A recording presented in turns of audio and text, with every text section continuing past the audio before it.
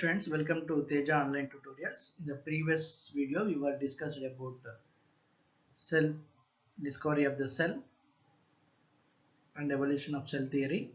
And in this video, we are going to discuss about what is about the cell theory, who proposed the cell theory.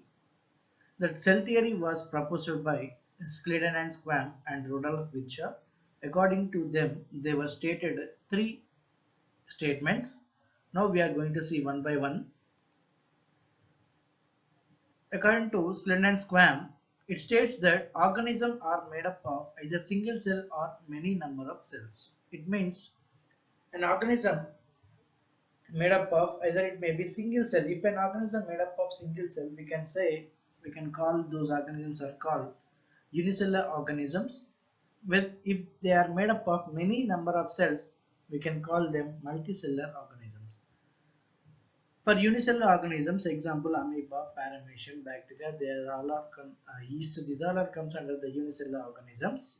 Whereas the multicellular organisms, higher animals like humans, lion, tiger, these all comes under multicellular organisms. In the next statement, cell is the basic unit of structure, function, and organization in all living organisms. It means the cell is the basic unit for the formation of a living organism. The cells are a group of cells combined together to form a tissue. The group of tissues together to form a organ, and organ group of organs combines to form organ systems. Organ systems leads to the individual formation of individual. So these cells, when the cells group together to form a tissue, these tissues will give a particular structure to the living organism, and these tissues forms an organs, and these organs functions. When the organ function, only the living organism can survive, and these organ forms the organ systems. With that, the whole organism and complete organization of all living organism will forms.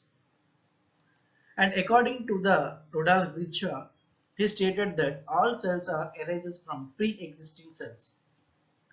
It means if a cell is divided, the cell which is formed for the first time, that cell is going to be divided into two or more cells. It means all cells are arising from pre-existing living cells. Means pre means first cell. From the first cell, the two more cells are going to be divided, and from those two cells again those two cells undergoes division and forms other two more or four more cells. Like that, the cells are arising from the pre-existing cells. So these are the three statements was proposed by the Schleiden and Schwann and Rudolf Virchow. And my question is now, are all cells are in same size and in shape? What is your answer, children?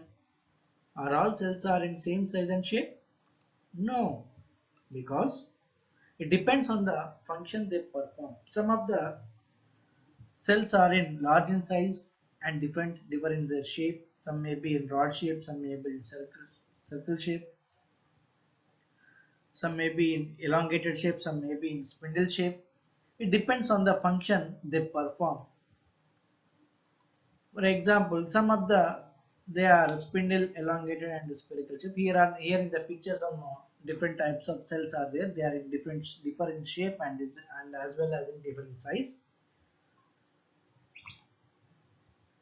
So the red blood cells with the red mark I am pointing here, these red blood cells are in spherical in shape, and muscle cells are in spindle shape, and nerve cell it is in irregular shape, and paramecium it is in elongated shape, and these diatoms are in polyhedral shape. Like that, they are in different shape and different size. It is based on the function they perform.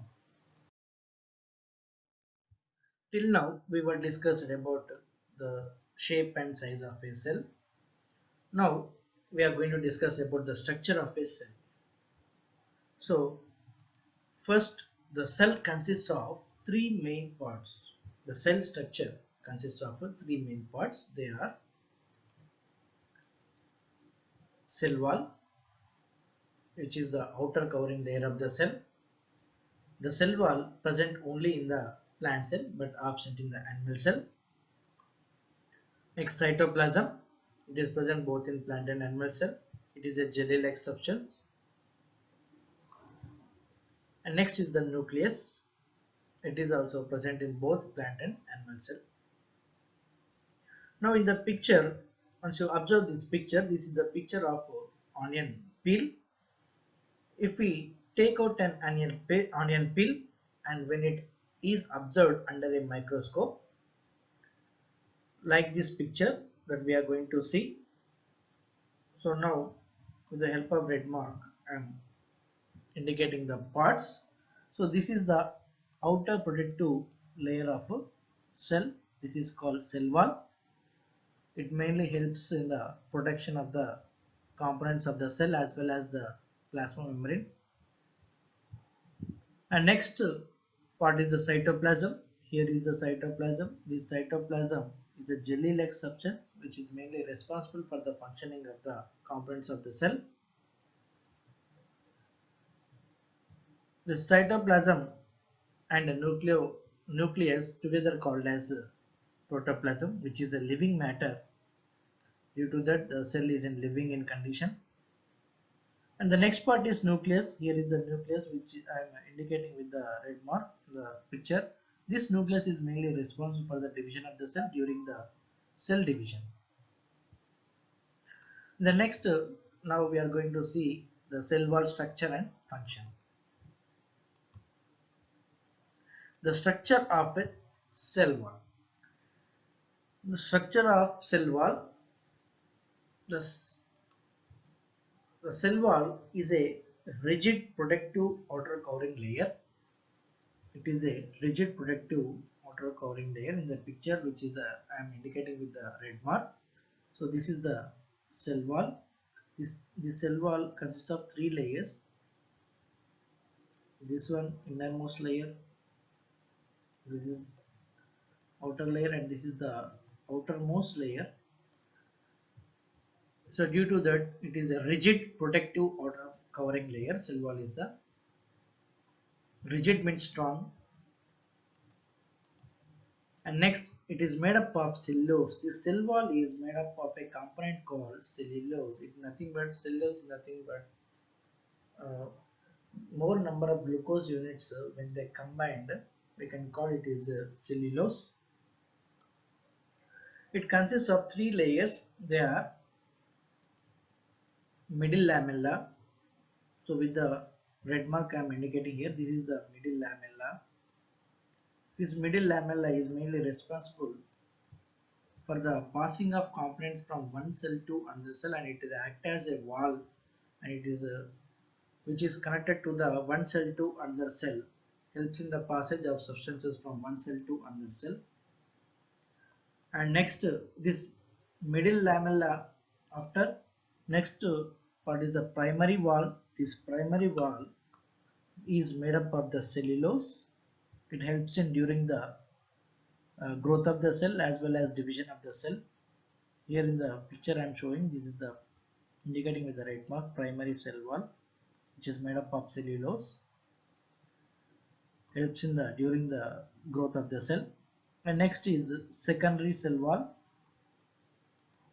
So due to the, here I am indicating with this red mark, due to the presence of this secondary cell wall, the cell is in rigid, and it also provides the mechanical strength to the cell, which protects the inner components of the cell. And next is about the function of the cell. Just now I have discussed it. Right now that is only the function. The cell wall provides definite shape and mechanical strength. It provides the definite shape to the cell. It gives particular shape to the cell and also mechanical strength to the cell from the bursting. It prevents the cell from the bursting. Next, it protects the protoplasm. I already told that protoplasm is nothing but it is the combination of cytoplasm as well as the nucleus. So which is a living matter which contains organic and inorganic salts in it, and it gives rigidity to cell, means it gives the strongness, means it is very hard to break that cell wall. So this is about the structure and function of the cell wall.